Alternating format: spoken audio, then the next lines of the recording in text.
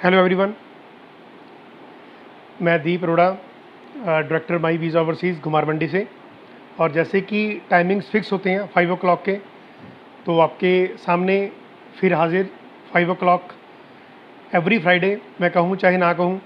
और सारे वेट करते हैं कि कब फ्राइडे आए और कब हम वर्ड अपडेट के बारे में बात करें। तो ये जो हमारा सिस्टम है, ये आपके प्यार की बदौलत ही चलता रहेगा। और इसके पीछे सिर्फ एक ही कारण होता है, सबसे बड़ा कारण होता है कि आपका इंटरेक्शन। आप जो आधा घंटे के लिए माई वीज़ा ओवरसीज़ के साथ रहते हो 5 o'clock से लेकर 5:30 तक, ये बहुत बड़ी बात होती है। वर्ड अपडेट के बारे में तो बात करेंगे। मैंने लास्ट टाइम बताया था आपको कि जिन्होंने यहाँ पर डोमेस्टिक, यहाँ पर इंडिया में जो स्टडी की है, तो ओवरसीज़ में उस स्टडी का आपस में इंटरलिंक कैसे होगा, उसके बारे में बात करेंगे। और चाहे आप इसको रेलेवेंसी कह लो, या आपको कोरिलेशन कह लो, चाहे आप कोर सब्जेक्ट के रिगार्डिंग कह लो, तो बात तो मकसद यही होता है कि आपके समझ आ जाए, आपका फ्यूचर जो है वो ब्राइट हो जाए। तो जैसे आपको मालूम है कि माई वीज़ा ओवरसीज़ घुमार मंडी से ऑपरेट कर रहा है। सेकंड ऑफिस श्री गंगानगर राजस्थान में है। सिकंदर अरोड़ा वहाँ पर ये सारा कार्यभार संभाल रहे हैं। बहुत मेहनत से वो काम कर रहे हैं और मैक्सिमम क्वारीज़ वो सॉल्व करते हैं। यदि आपकी क्वारीज़ कहीं रह जाती है तो ਅਪਲਾਈ ਕਰਨ ਦਾ ਬਹੁਤ ਸਿੰਪਲ ਤਰੀਕਾ ਹੈ।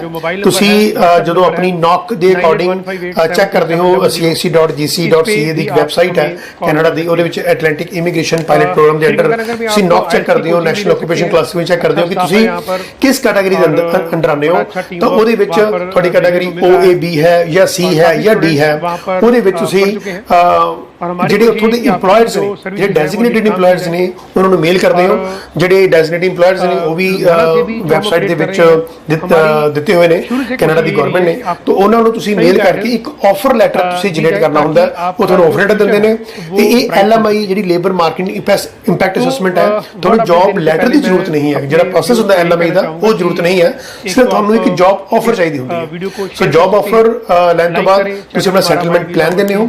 ਐਂਡ ਸੈਟਲਮੈਂਟ ਪਲਾਨ ਦੇਣ ਤੋਂ ਬਾਅਦ ਜੇ ਜਿਹੜਾ ਇੰਪਲੋਇਰ ਹੈ ਉਹ ਸਮਝਦਾ ਹੈ ਕਿ ਤੁਸੀਂ ਉਹਨਾਂ ਦੇ ਰੀਜਨ 'ਚ ਆ ਕੇ ਉਹਨਾਂ ਦਾ ਰੀਜਨ ਡਿਵੈਲਪ ਕਰ ਸਕਦੇ ਹੋ, ਤਾਂ ਉਸ ਤੋਂ ਬਾਅਦ ਫਿਰ ਇੱਕ ਲੀਗਲਾਈਜ਼ਡ ਅਪਰੂਵਲ ਮਿਲਦੀ, ਜਿਹਨੂੰ ਆਪਾਂ ਐਂਡੋਰਸਮੈਂਟ ਕਹਿੰਦੇ ਆ। ਐਂਡੋਰਸਮੈਂਟ ਤੋਂ ਬਾਅਦ ਤੁਸੀਂ ਫਿਰ PR ਲਈ ਅਪਲਾਈ ਕਰ ਸਕਦੇ ਹੋ। ਐਂਡ ਉਸ ਤੋਂ ਤੁਹਾਡੇ ਮੈਡੀਕਲਸ ਹੁੰਦੇ ਨੇ। ਔਰ ਜੇ ਇਹ ਸਾਰਾ ਪ੍ਰੋਸੈਸ 6 months ਦਾ ਹੁੰਦਾ ਹੈ। ਜੇ ਤੁਸੀਂ 2 ਲੋਕ ਦੀ ਫੈਮਿਲੀ ਹੈ, ਜੇ ਹਸਬੈਂਡ ਵਾਈਫ ਹੋ, ਤਾਂ ਤੁਹਾਨੂੰ $3943 ਕੈਨੇਡੀਅਨ ਡਾਲਰ $3,943 ਸ਼ੋ ਕਰਨੇ ਹੁੰਦੇ ਨੇ। ਜੇ ਤੁਹਾਡੇ 3 ਲੋਕਾਂ ਦਾ ਪਰਿਵਾਰ ਹੈ, ਹਸਬੈਂਡ ਵਾਈਫ, ਉਹਨਾਂ ਦੇ ਕਿਡ ਵੀ ਨੇ, ਤਾਂ ਅਪਰੋਕਸੀਮੇਟਲੀ $4,847 ਜਿਹੜੇ ਹੈਗੇ ਨੇ ਉਹ ਤੁਹਾਨੂੰ ਸ਼ੋ ਕਰਨੇ ਹੁੰਦੇ ਨੇ। ਔਰ ਜਿਹੜੀ ਇਹਨਾਂ ਦੀ ਗਵਰਨਮੈਂਟ ਦੀ ਫੀਸ ਹੈ ਇਹ $1,040 ਕੈਨੇਡੀਅਨ ਡਾਲਰ ਹੈ, $1,040 ਫੀਸ ਹੈ। ਔਰ ਜਿਹੜੇ ਇੰਪਲੋਇਰ ਨੇ ਉੱਥੋਂ ਦੇ, ਉਹ ਤੁਹਾਡੇ ਨਾਲ 1 साल ਦਾ कॉन्ट्रैक्ट करते हैं ताकि तुसी उन्हां दे रीजन नू डेवलप करो। कोई ऐसा मकसद नहीं होता कि उनको अपने पे डिपेंडेंट करना। हमारी कोशिश होती है कि हम उनको ट्रेनिंग दें। 3 days की ट्रेनिंग हमारी होती है, तो आप ऑल वेलकम हो। कोई भी हमारे पास आके ट्रेनिंग दे सकता है 3 days की। फर्स्ट डे हम स्टडी वीज़ा के बारे में बताते हैं। सेकेंड डे हम बताते हैं कि विजिटर वीज़ा के लिए क्या क्या चेकलिस्ट, क्या क्या डॉक्यूमेंटेशन चाहिए होता है। और थर्ड डे हम आपको स्क्रिप्ट कॉलिंग के बारे में बताते हैं कि हमने किसी से बात कैसे करनी है। तो अब जो मैंने बताया कि कोरिलेशन ऑफ प्रोग्राम्स, वो तो हम 2-4 मिनट के बाद बात करने ही वाले हैं। तो क्यों ना पहले वर्ड अपडेट के बारे में आज का जो लेटेस्ट अपडेट्स हैं वो हो जाए विदिन 5 minutes। तो I will try my best कि ये 5 मिनट में आपको टूरिस्ट वीज़ा, विजिटर वीज़ा और स्टडी वीज़ा जो ऑल ओवर वर्ल्ड है, जो मेजर कंट्रीज़ हैं, आप मेजर कंट्रीज़ में Canada, Australia, New Zealand, US, UK, Singapore, Cyprus या शेंगन, इटली वगैरह आ जाते हैं। तो उसके बारे में मैं बताना चाहता हूँ। तो अगले 5-7 मिनट मेरे साथ रहिए, क्योंकि वर्ड अपडेट कई वेट करते हैं कि सर फ्राइडे आने वाला, तो वर्ड अपडेट के बारे में आपसे हम जानना चाहेंगे। तो सबसे पहला हॉट डेस्टिनेशन कनाडा खुल चुका है। ऑस्ट्रेलिया के लिए अभी बहुत खुशखबरी आने वाली है नवंबर के मिड में। ऑस्ट्रेलिया से भी खुशखबरी आने वाली है। कनाडा की बात करें तो स्टडी वीज़ा के लिए तो डोर्स ओपन थे ही कनाडा के, वो बंद नहीं हुए। आपका ऑनलाइन स्टडी पहले चल रही थी, आज की डेट में तो आप वहाँ पर जाके स्टडी कर सकते हैं। कई स्टूडेंट्स वहाँ पर गए हैं और अपनी स्टडी को कंटिन्यू वहाँ पर कर रहे हैं। तो स्टडी वीज़ा में कोई दिक्कत नहीं आएगी आपको।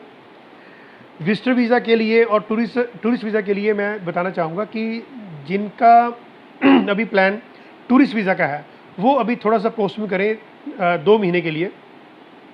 2022 जनवरी में उनकी फ़ाइल हम लगा देंगे। बट जो विजिटर वीज़ा पे जाना चाहते हैं, जिनकी कोई वहाँ पर इनविटेशन है, वो जा सकते हैं, उनके लिए कोई दिक्कत नहीं है। जो पेरेंट्स मिलना चाहते हैं अपने बच्चों को जो वहाँ पर स्टडी करने के लिए गए हैं, या जो वहाँ पर वर्क परमिट पे हैं, जो पिछले 2 साल से वेट कर रहे थे कि कब जाएंगे कैसे जाएंगे, तो अब वो अप्लाई कर सकते हैं। सुपर वीज़ा है वो भी हम अप्लाई करते हैं, कैन प्लस वीज़ा है वो भी अप्लाई करते हैं। तो कैन प्लस वीज़ा के लिए बहुत क्वेरीज आती हैं हमें। कैन प्लस वीज़ा का मतलब होता है कि जिनका यूएसए का ऑलरेडी वीज़ा है और उनको कनाडा जाना है तो उनके लिए कोई डॉक्यूमेंटेशन की ज़रूरत नहीं पड़ती। तो ये कैन प्लस वीज़ा का बहुत बढ़िया एक प्रोग्राम है कनाडा की इमिग्रेशन का। सुपर वीज़ा में 2 साल का वीज़ा लग जाता है। जो पेरेंट्स आपके यहाँ पर हैं और बच्चे वहाँ पर हैं, तो पेरेंट्स वहाँ पर बच्चों को मिलने जा सकते हैं, पेरेंट्स वहाँ पर हैं, बच्चे यहाँ पर हैं तो बच्चे उनको मिलने के लिए जा सकते हैं। तो 2 साल का वीज़ा लगता है, बड़ा अच्छा वीज़ा, सुपर वीज़ा कहते हैं इसको। जिनको नहीं मालूम उनको मैंने बता दिया, क्योंकि ये जो मेरा सेशन होता है ये उनके लिए होता है जिनको इमिग्रेशन के बारे में नॉलेज कम है। जो ऑलरेडी महारथी हैं, जिनको बहुत नॉलेज है इमिग्रेशन के बारे में, उनके लिए ये लाइव नहीं रहेगा मुझे लगता है, क्योंकि मैंने बहुत बेसिक्स बातें करनी होती है, मैंने बहुत छोटी छोटी बातें करनी होती है। तो जिन लोगों को बहुत ज्ञान है, बहुत समझदार हैं, बहुत इंटेलिजेंट है इमिग्रेशन के लिए, उनको तो ये शायद पसंद नहीं आएगा कि मैं बहुत ग्रास रूट लेवल पे आके बात करता हूँ कि सभी को समझ आ जाए। तो कैन प्लस वीज़ा पे जा सकते हैं, सुपर वीज़ा पे जा सकते हैं, विजिटर वीज़ा पे जा सकते हैं, ओपन वर्क परमिट पे जा सकते हैं, बिजनेस वीज़ा पे जा सकते हैं, इन्वेस्टर वीज़ा पे जा सकते हैं। जैसे लास्ट टाइम मैं हरीश सर से भी लाइव हुआ था, जो कि ओथ कमिश्नर है और ICIC कंसल्टेंट है। और हमारा जो लाइव था आज से 5, 7, 10 दिन पहले हरीश सर के साथ, तो उन्होंने बताया था कि आप इन्वेस्टर वीज़ा, बिजनेस वीज़ा पे जा सकते हैं। कनाडा में जो वर्क परमिट की फाइल्स हैं, क्योंकि वो RCIC मेंबर हैं, तो वो लगा सकते हैं। माई वीज़ा वर्क परमिट का काम नहीं करता। PR के लिए आप मुझसे काउंसलिंग ले सकते हैं। तो काउंसलिंग का काम तो हम संभाल सकते हैं। फाइलिंग कैलगरी से हमारे ऑफिस से ही होगी, तो वहाँ से आप फाइलिंग करवा सकते हैं। कनाडा के लिए मुझे लगता है कि सफिशेंट मैंने बात कर दी। अब बात करते हैं US के लिए। US के लिए थोड़ा सा दिक्कत आ रही है बायोमेट्रिक के लिए, और थोड़ा सा टाइम लग सकता है आपको। खैर, जिन्होंने स्टडी वीज़ा अप्लाई करना है, F1 वीज़ा अप्लाई करना है, उसके लिए तो कोई खैर कोई दिक्कत नहीं है। I-20 हम अप्लाई कर रहे हैं, I-20s आ रही हैं, तो उसके लिए कोई दिक्कत नहीं आएगी आपको। हाँ, जब I-20 आ जाती है उसके बाद हम अपॉइंटमेंट लेते हैं, तो जब जैसे ही बायोमेट्रिक की डेट्स आएगी उसके मुताबिक हम आपको बता देंगे कि आपको 15-20 दिन वेट भी करना पड़ सकता है।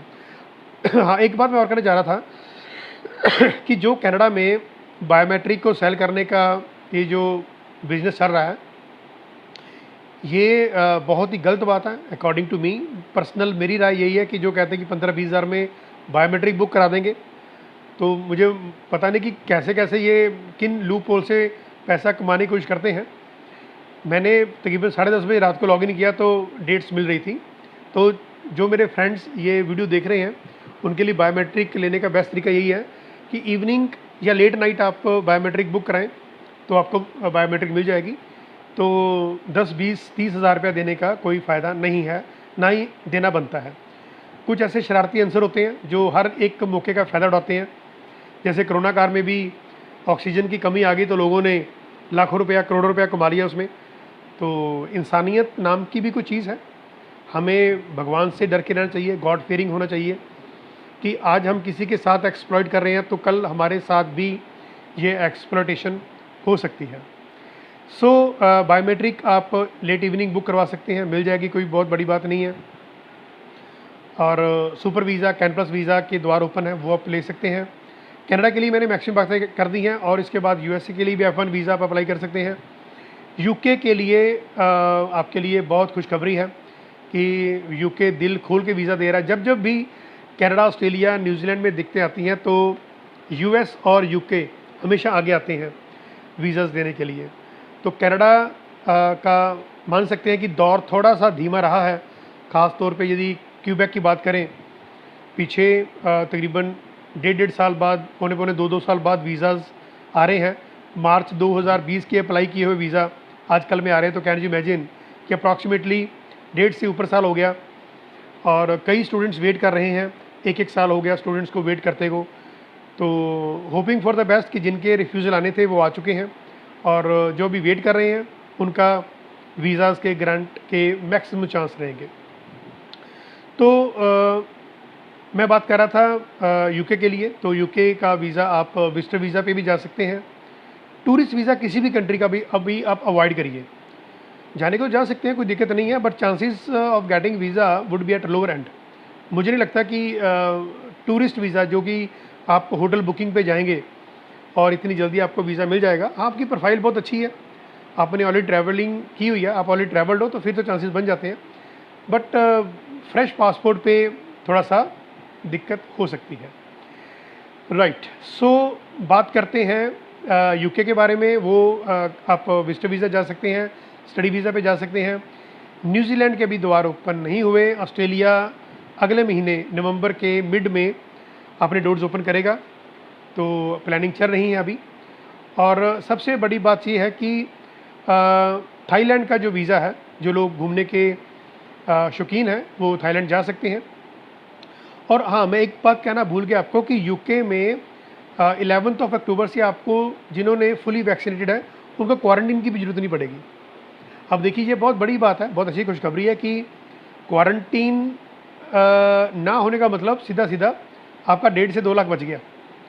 और जैसे कनाडा ने भी पहले क्वारंटीन उठा लिया, लिफ्ट कर लिया, अब यूके ने भी क्वारंटीन लिफ्ट कर लिया है।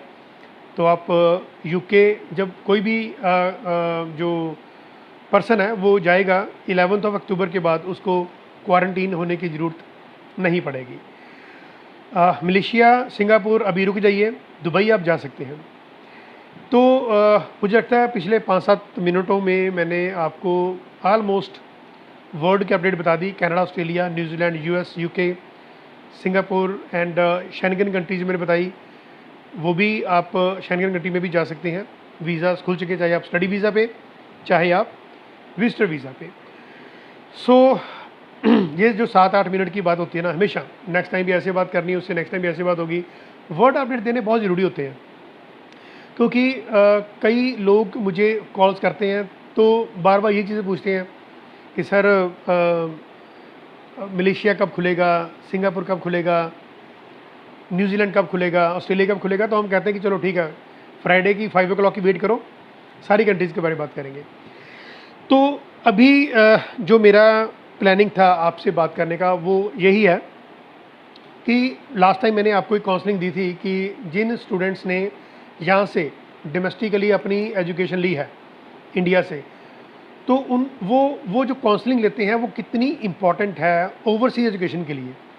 तो मैंने ये बताया था लास्ट टाइम भी कि मैं इंटरलिंक करूँगा कि ओवरसीज एजुकेशन जो है वो आप जो इंडिया में एजुकेशन ले रहे हैं उसके साथ डायरेक्टली प्रोपोर्शनल है। जो +1 +2 में है, या सबसे बढ़िया क्लास तो 10th क्लास है, जिन्होंने 10th क्लास पास कर ली और +1 में जिन्होंने एडमिशन लेनी है, सोच रहे हैं, उनके लिए तो ये बेस्ट टाइमिंग्स है काउंसलिंग लेने का, ताकि उनको मालूम पड़े कि आर्ट्स में उन्होंने कौन कौन से सब्जेक्ट लेने हैं। देखिए, सारी गेम आर्ट्स की है। कॉमर्स में business studies, accounts, economics fixed है। नॉन मेडिकल में फिजिक्स, केमिस्ट्री, मैथमेटिक्स फिक्स है। बायोलॉजी आप साथ में एडिशन ले सकते हैं। मेडिकल में फिजिक्स, केमिस्ट्री, बायोलॉजी फिक्स्ड है, मैथ आप ले सकते हैं। सबसे बड़ा पंगा बढ़ता है वो है आर्ट्स वालों को कि कौन कौन से सब्जेक्ट लिए जाएँ। तो उसमें कौन कौन से हम प्रोफेशनल सब्जेक्ट्स ले सकते हैं, कौन कौन से हम वोकेशनल सब्जेक्ट ले सकते हैं। काउंसलिंग का मैक्सिमम मतलब होता है आर्ट्स वालों के लिए। हाँ, जो कॉमर्स में भी आते हैं और नॉन मेडिकल में आते हैं, उनके भी आगे बहुत जो प्रोग्राम्स हैं वो आते हैं, और डिपेंड करता है उनका इंटरेस्ट क्या है, उसके बेसिस पे भी हम बैठ के बात कर सकते हैं, क्योंकि ये सेशन 15-20 मिनट से ज़्यादा नहीं हो सकता। तो बात शुरू करते हैं। सबसे पहले कि अच्छा ये जो रिकॉर्डिंग है ये आप सोशल मीडिया पे भी आपको दोबारा सुनने को मिल जाएगी। जो मैं बातें करूँगा हो सकता है कि आप लाइव ना हो मेरे साथ, तो बाद में भी सुन सकते हैं, क्योंकि फेसबुक पे भी ये जो वीडियो है ये रिकॉर्डेड आ जाएगी, आपके सामने है, और यूट्यूब पे भी हम डाल देते हैं, एंड लिंक्डइन एंड ट्विटर पे और इंस्टाग्राम पे बहुत छोटे छोटे क्लिप्स आते हैं, ज़्यादा क्लिप्स नहीं आ सकते। तो मैक्सिमम आप यूट्यूब पे जो माई वीज़ा ओवरसीज़ का चैनल है वो आप सब्सक्राइब कर सकते हैं, और हर हफ्ते जो भी हम लाइव होते हैं, चाहे मैं हर फ्राइडे को 5 o'clock लाइव होता हूँ, या जिन जिन कंट्री के जो मेन प्रोमिनेंट पीपल हैं, चाहे वो कॉलेज के रिप्रेजेंटेटिव हैं, उनसे बात करनी हो, या कोई प्रोमिनेंट पर्सन है पूरे वर्ल्ड में जिसने मेहनत करके उस कंट्री में, इंडिया से उस कंट्री में जाके बहुत नाम रोशन किया इंडिया का, उससे भी हम बात करते हैं, तो उससे भी आपको सीखने को बहुत कुछ मिल जाता है। चलिए, टाइम हमारे पास 15-20 मिनट है मैक्सिमम। तो बात करेंगे कि जिन स्टूडेंट्स ने आर्ट्स लिया +1 में, तो सब्जेक्ट्स सुन लीजिए कि जो जो मेन सब्जेक्ट उनको चाहिए लेने के लिए। सबसे फर्स्ट प्रेफरेंस उनकी होनी चाहिए मैथमेटिक्स।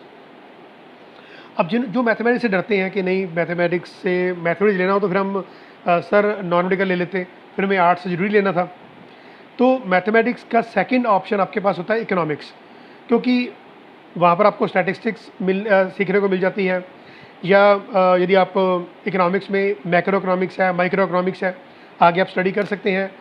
तो मैथमेटिक्स का कुछ पार्ट इकोनॉमिक्स में होता है, तो कोशिश ये करिए कि फर्स्ट हैंड पे मैथमेटिक्स को फर्स्ट प्रेफरेंस दीजिए, सेकंड प्रेफरेंस आपकी इकोनॉमिक्स को होनी चाहिए, थर्ड प्रेफरेंस आपकी पॉलिटिकल साइंस को होनी चाहिए। तो ये जो 3 कोर सब्जेक्ट हैं, यदि आप ये ले लें तो मैं नहीं समझता कि पूरे वर्ल्ड की कोई यूनिवर्सिटी आपको मना कर सकती है कोर्सेज लेने में या कोई भी आगे प्रोग्राम लेने में, क्योंकि दुनिया भर के जितने भी प्रोग्राम हैं वो सारे इनके ही रिवॉल्व घूमते हैं। इसके बाद यदि आप चाहते हैं कि सर ये बहुत डिफ़िकल्ट आपने बोल दिया, मैथमेटिक्स हमारे बस की बात नहीं है, इकोनॉमिक्स भी सर बहुत मुश्किल है, बड़ी मुश्किल से मैथमेटिक्स की है, आप पाई चार्ट की बात करोगे, बार चार्ट की बात करोगे, मीन मीडियन मोड, सर ये हमारे पल्ले नहीं पड़ती। तो उसके बाद आपके पास पॉलिटिकल साइंस है, सोशियोलॉजी है एंड पब्लिक एडमिनिस्ट्रेशन है, तो ये कोर्सेज आप ले सकते हैं। बाकी देखिए, अब आप ज्योग्राफी लेंगे, ड्राइंग लेंगे, फाइन आर्ट्स लेंगे, पेंटिंग लेंगे, म्यूज़िक लेंगे, ये आपने देखना है। यदि आपका म्यूज़िक में बहुत इंटरेस्ट है तो मैं उसको गलत नहीं कहता, यदि आप फाइन आर्ट्स, आप ड्राइंग में बहुत अच्छी, पेंटिंग बहुत अच्छी बनाती है तो मैं उसको गलत नहीं कहूँगा, बट आगे जो फ्यूचर है, यदि आप टोटल डेडिकेशन आपका है कि मैंने बस आर्टिस्ट बनना है और मैं इसी से ये अपनी अर्निंग चलानी है, आपकी ये हॉबी ना हो कि आपका ये प्रोफेशन बनना है, फिर तो कोई दिक्कत नहीं है। यदि आप चाहते कि आपने आगे अर्निंग भी करनी है, तो अर्निंग के लिए आपके पास जो हमने सब्जेक्ट बोले हैं ये आपको अर्निंग दे सकते हैं।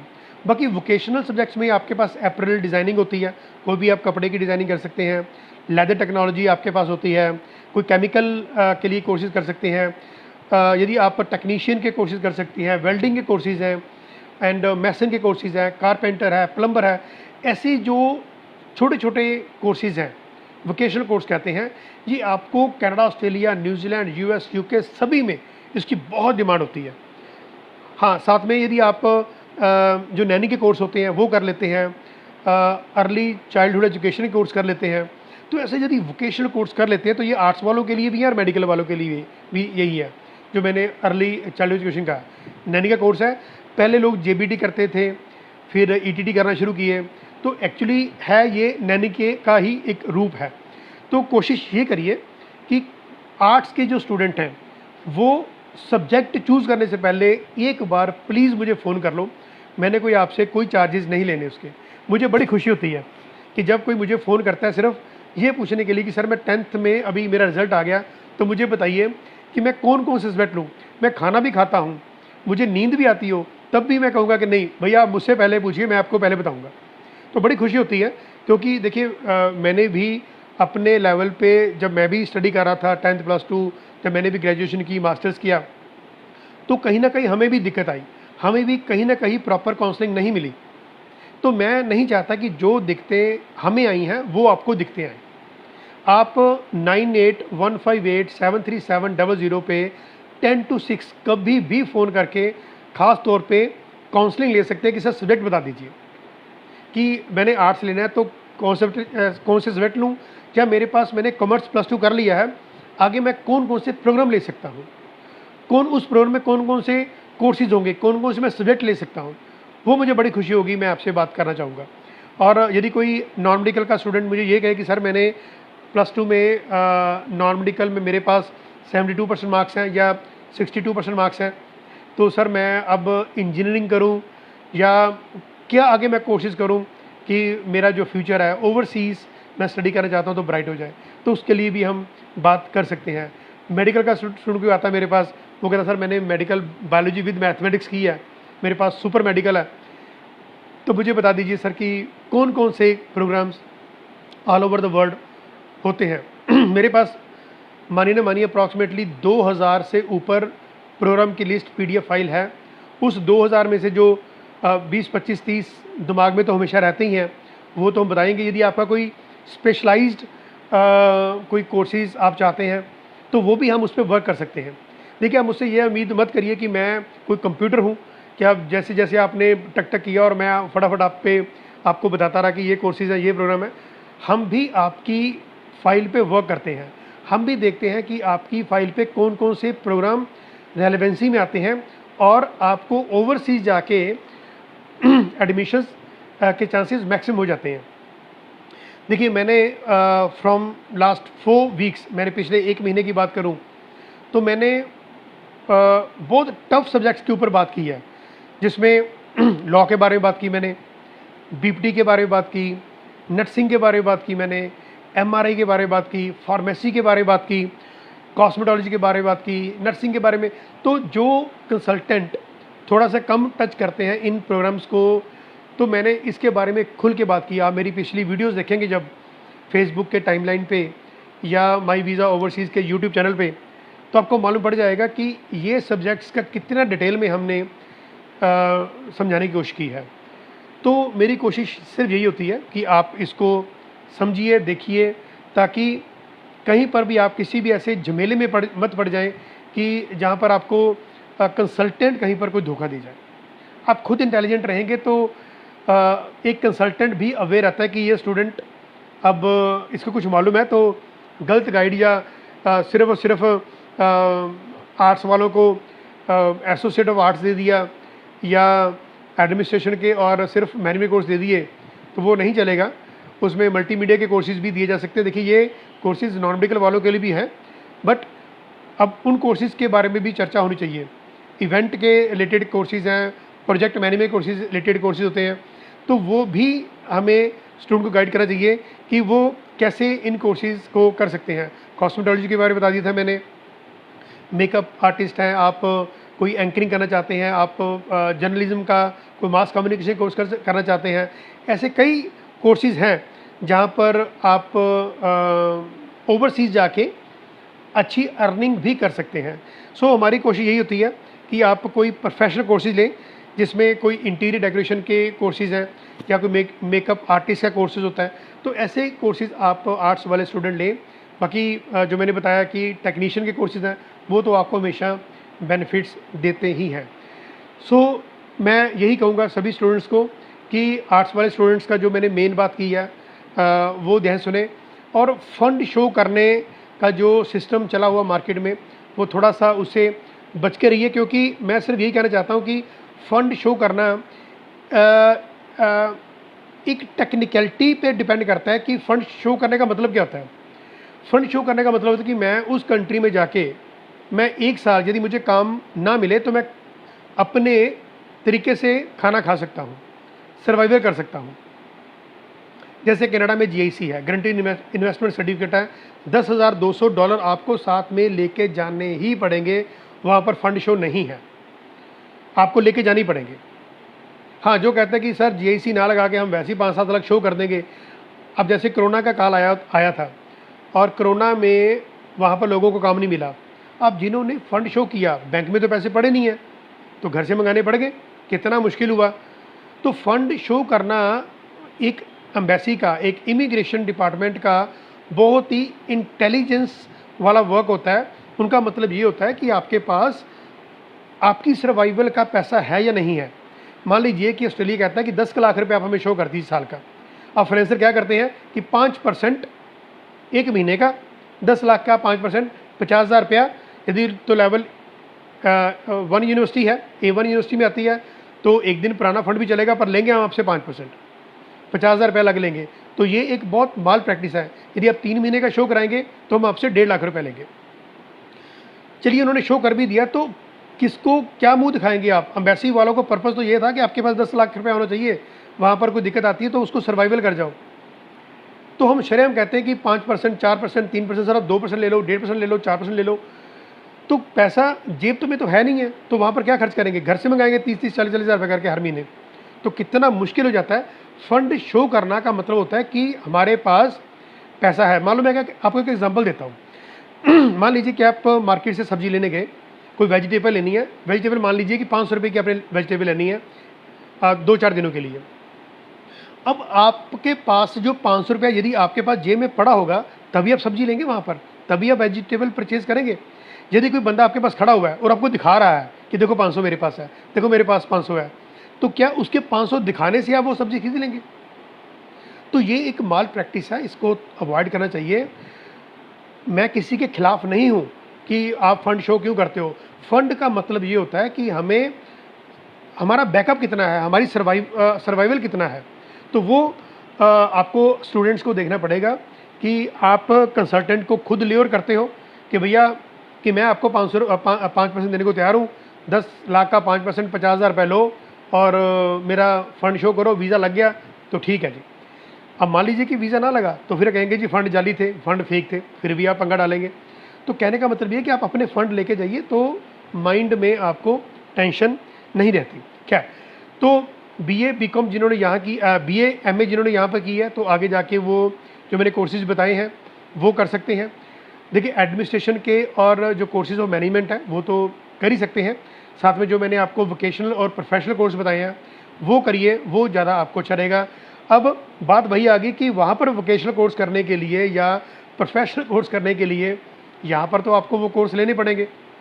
अब आपने मान लो ले लिया ड्राइंग, पेंटिंग, संस्कृत, ज्योग्राफी, और वहाँ पर आप कह रहे हैं आपको कोई इलेक्ट्रीशियन का कोर्स मिल जाए या आपको कोई मैकेनिकल का कोर्स मिल जाए, वो कैसे मिलेगा आपको?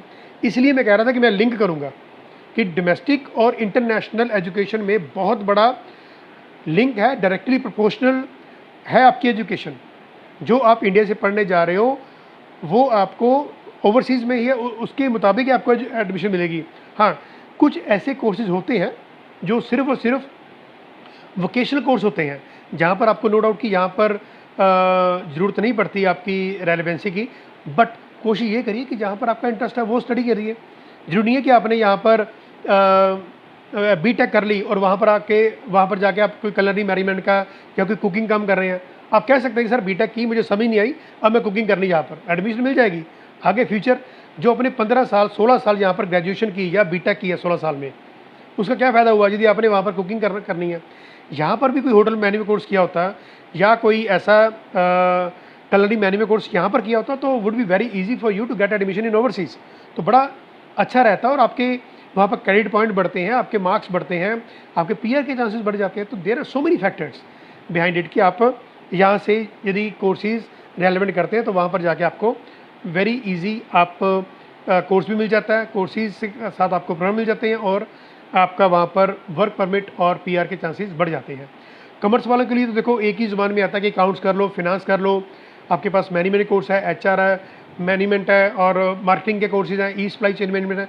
तो ये तो कोर्सेज जो कॉमर्स वाले स्टूडेंट्स हैं उनके लिए तो है ही हैं। जैसे मैंने बोला कि लॉजिस्टिक का जो प्रोग्राम है ये बहुत बढ़िया माना जाता है, ई-कॉमर्स आपके साथ है, आपके पास है, ये आप प्रोग्राम बहुत बढ़िया ले सकते हैं कॉमर्स वाले। जैसे मैंने बोला कि अकाउंट्स एंड फिनांस तो आपके पास ही हैं। नॉन मेडिकल वाले जैसे बोला कि मैंने कंप्यूटर्स, इंजीनियरिंग का कोई भी सब्जेक्ट ले सकते हैं, electrical, mechanical, civil, electronics, leather technology, and chemical और artificial intelligence, project management, there are so many courses.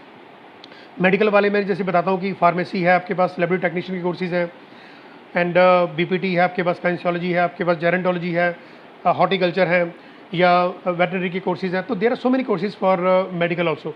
तो आर्ट्स वालों के लिए ये मेन सेशन था। मेडिकल, नॉन मेडिकल या कॉमर्स वालों के लिए तो इतना मुश्किल नहीं होता कोर्सेज को चूज़ करना। सो 5:30 हो चुके हैं, मेरा टाइम ख़त्म हुआ। और आपका बहुत बहुत थैंक्स मैं दोबारा इसलिए करना चाहता हूँ कि 30 मिनट लाइव होना, इट्स वेरी बिग डील। आप लाइक करते हैं, शेयर करते हैं वीडियोस को, और फेथ करते हैं, ट्रस्ट करते हैं। हम भी आपके साथ जुड़ना चाहते हैं, दिल से जुड़ना चाहते हैं, आपकी सर्विसेज करना चाहते हैं। हमारे बहुत नॉमिनल चार्जेस होते हैं वीज़ाज़ के लिए, कोई लाखों में हम चार्ज नहीं करते। तो जो हमारे साथ कोई काम भी करना चाहते हैं, एसोसिएट भी काम करना चाहते हैं, तो वो भी हमारे साथ काम करके 70% हमारी अर्निंग का वो हमसे ले सकते हैं। अब इस सेशन को मैं वाइंड अप करता हूँ। 15 अक्टूबर 5 o'clock फ्राइडे को दोबारा हम एक बार फिर इंटरेक्ट होंगे वर्ड अपडेट के साथ, और साथ में शेंगन कंट्रीज़ के बारे में बात करेंगे कि मुझे मैक्सिमम कॉल्स आती हैं कि सर आइसलैंड का वीज़ा अप्लाई करें, या पुर्तगाल का वीज़ा अप्लाई करें, या स्पेन का करें, माल्टा का करें, या डेनमार्क का कर दें। सर कौन सी कंट्री में बड़ा इजी है जाना? तो इजी डिफ़िकल्ट आपके डॉक्यूमेंट्स पे डिपेंड करता है। ऐसे कोई अलादीन की छड़ी किसी के पास या चिराग नहीं होता किसी के पास कि आपका वीज़ा कोई लगवा दे। आपके डॉक्यूमेंट नहीं, आपका वीज़ा लगवाना है। So next time, next week 15 October को 5 o'clock फ्राइडे इवनिंग आपसे बात करेंगे शेंगन के study visa and visitor visa के बारे में। तब तक आप मुझे दीजिए इजाज़त। बहुत बहुत थैंक्स आपका हमारे साथ जुड़ने के लिए। Thank you so much.